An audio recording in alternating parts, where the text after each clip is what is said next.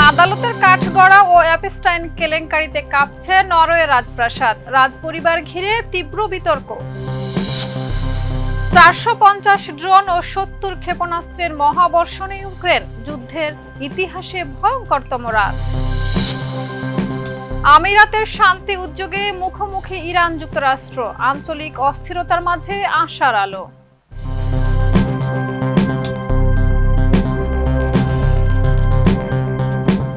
দর্শক আমন্ত্রণ মাই TV I নিউজে। এতক্ষণ দেখছিলেন শিরোনাম, সাথে আছি আমি শাহিদা রুবি।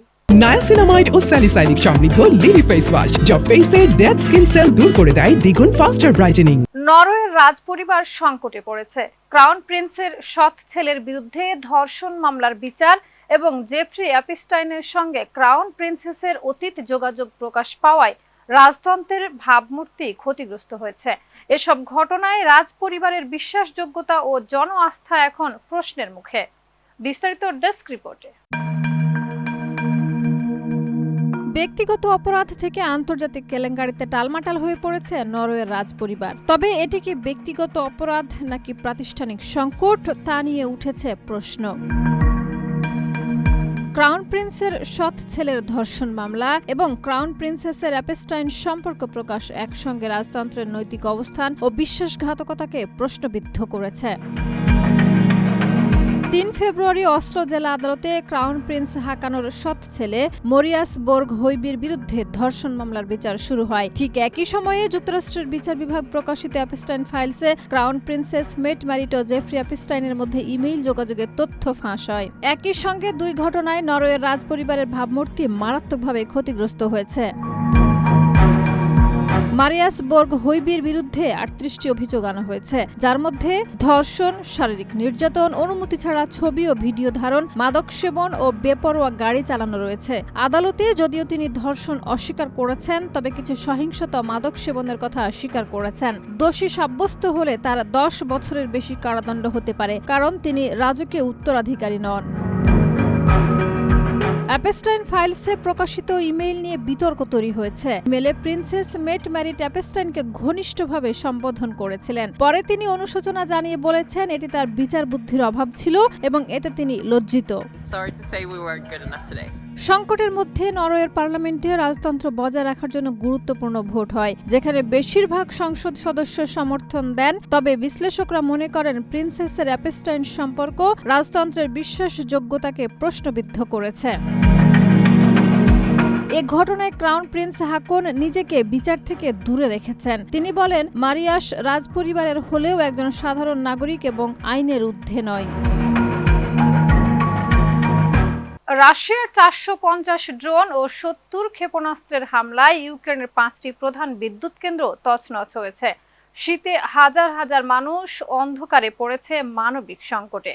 হামলার সময় ন্যাটোর মহাসচিব কিয়েভে উপস্থিত ছিলেন, যা আন্তর্জাতিক কূটনৈতিক বার্তার ইঙ্গিত হিসেবে দেখা হচ্ছে। বিদ্যুৎ পুনরুদ্ধারের কাজ চলছে, তবে পুরোপুরি স্বাভাবিক হতে সময় লাগবে। আরও থাকছে প্রতিবেদনে। 450টি ড্রোন আর 70টি ক্ষেপণাস্ত্রের আঘাতে এক রাতেই তছনছ ইউক্রেনের বিদ্যুৎ ব্যবস্থা। শীতের মধ্যেই অন্ধকারে ডুবে গেল দেশটির বিস্তীর্ণ অঞ্চল। রাশিয়ার চালানো এই হামলাকে যুদ্ধ শুরুর পর ইউক্রেনের বিদ্যুৎ খাতে সবচেয়ে ভয়াবহ আঘাত হিসেবে দেখা হচ্ছে। 2 জানুয়ারি গভীর রাতে ইউক্রেনের 5টি অঞ্চলের বিদ্যুৎ উৎপাদন কেন্দ্রকে সরাসরি লক্ষ্য করে ব্যাপক হামলা চালানো হয়।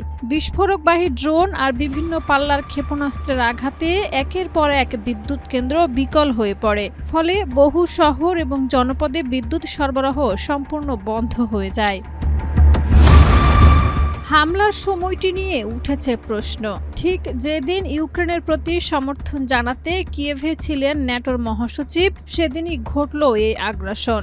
বিশ্লেষকরা বলছেন, আন্তর্জাতিক কূটনৈতিক বার্তা দিতেই এমন সময় বেছে নিয়েছে মস্কো।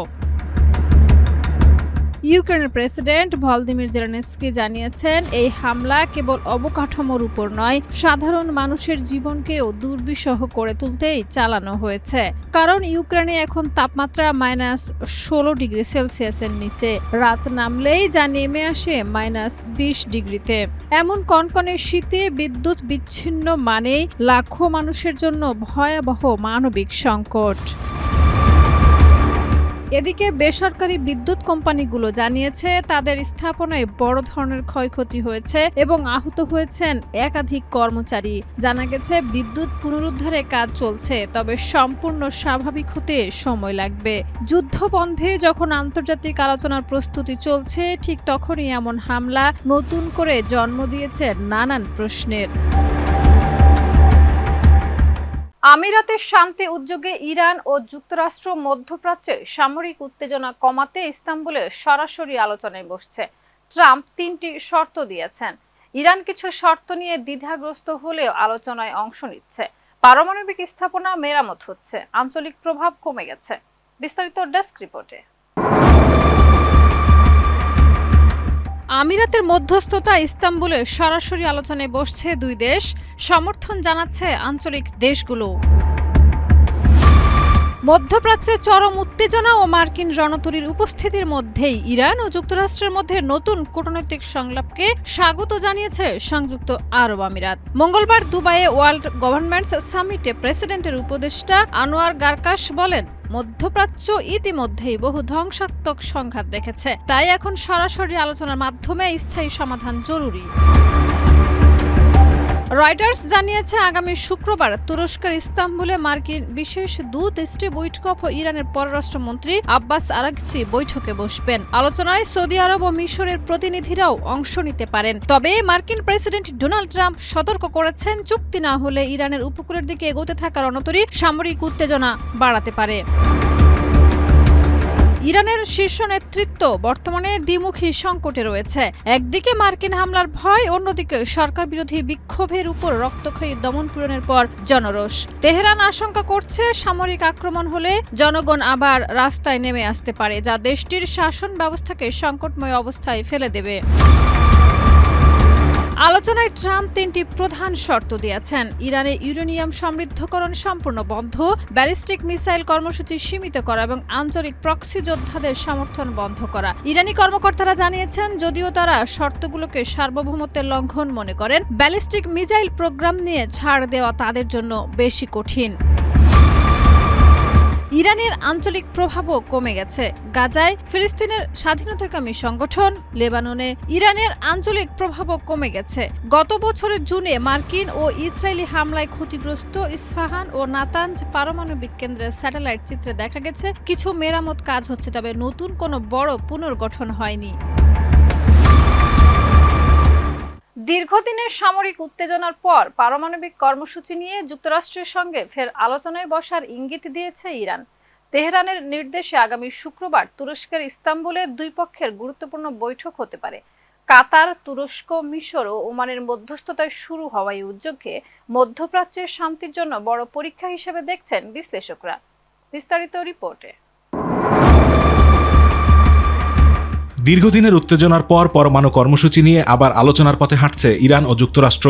আল জাজিরা ও রয়টার্সের তথ্যমতে ইরানের প্রেসিডেন্ট মাসুদ পেজেশকিয়ান আনুষ্ঠানিকভাবে আলোচনার নির্দেশ দিয়েছেন। এরই অংশ হিসেবে আগামী শুক্রবার তুরস্কের ইস্তাম্বুলে দুই দেশের মধ্যে একটি গুরুত্বপূর্ণ বৈঠক হতে পারে। বৈঠকে যুক্তরাষ্ট্রের বিশেষ দূত স্টিভ উইটকফ এবং ইরানের পররাষ্ট্রমন্ত্রী আব্বাস আরাগচি অংশ নেওয়ার সম্ভাবনা রয়েছে। এই আলোচনা আয়োজনের পেছনে মধ্যস্থতার ভূমিকা রাখছে কাতার, তুরস্ক, মিশর ও ওমান। ইরানের পররাষ্ট্র মন্ত্রণালয় জানিয়েছে, ওয়াশিংটনের সঙ্গে উত্তেজনা কমাতে একাধিক কূটনৈতিক প্রস্তাব পর্যালোচনা করছে তেহরান। ইতোমধ্যে সৌদি আরব, মিশর ও তুরস্কের পররাষ্ট্রমন্ত্রীদের সঙ্গে ফোনালাপ করেছেন আব্বাস আরাগচি। ইরানের মুখপাত্র ইসমাইল বাঘাই বলেন, বর্তমানে পরোক্ষ আলোচনা চলছে এবং খুব শিগগিরই একটি নির্দিষ্ট কাঠামো তৈরি হবে।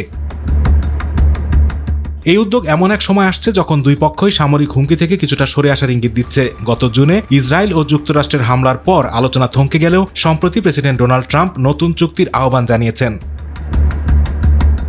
তবে আলোচনার পাশাপাশি পারস্য উপসাগরে যুদ্ধজাহাজ পাঠিয়ে সামরিক চাপও বজায় রাখছে ওয়াশিংটন। ইরানের ভেতরেও মতভেদ স্পষ্ট। প্রেসিডেন্ট পেজেশকিয়ান আলোচনার পক্ষে থাকলেও সর্বোচ্চ নেতা আয়াতুল্লাহ খামেনি এখনও কঠোর অবস্থানে। তিনি সতর্ক করে বলেছেন, ইরানে হামলা হলে পুরো মধ্যপ্রাচ্যে বড় যুদ্ধ ছড়িয়ে পড়তে পারে। এরই মধ্যে মার্কিন দূত স্টিভ উইটকফ যাচ্ছেন ইসরায়েলে প্রধানমন্ত্রী নেতানিয়াহুর সঙ্গে বৈঠকের জন্য। সব মিলিয়ে ইস্তাম্বুলের সম্ভাব্য বৈঠককে মধ্যপ্রাচ্যের ভবিষ্যৎ শান্তির জন্য একটি বড় পরীক্ষা হিসেবেই দেখছেন বিশ্লেষকরা। আতিকুর রহমান তিতাস, মাই টিভি। দর্শক, এই ছিল আজকের মাই টিভি আই নিউজ। ধন্যবাদ এতক্ষণ সাথে থাকার জন্য।